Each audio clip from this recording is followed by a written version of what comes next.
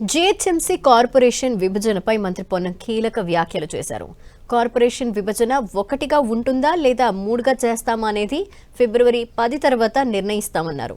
GHMC పాలకవర్గం గడువు ఫిబ్రవరి 10న ముగుస్తుందని, ఆ తర్వాతే విభజనపై క్లారిటీ వస్తుందన్నారు పొన్నం. జీహెచ్ఎంసీలో జరుగుతున్న అభివృద్ధి పనులపై మంత్రి పొన్నం సమీక్షించారు.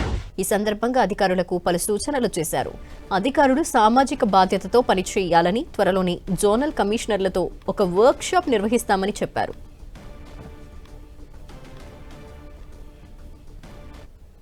విస్తీర్ణం 2053 చదరపు కిలోమీటర్లు పెరిగిన తర్వాత 12 జోన్లుగా 60 డివిజన్లుగా విస్తీర్ణం జరిగిన తదుపరి పరిపాలన పరంగా తీసుకుంటున్న నిర్ణయాలకు సంబంధించి కొన్ని అంశాలను మార్గదర్శకత్వం చేయడం జరిగింది.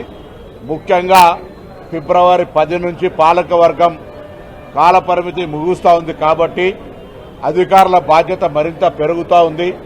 ప్రజా సమస్యల్ని నేరుగా అధికారులే స్వీకరించి పరిష్కరించేటువంటి బాధ్యత ఏర్పడుతుంది.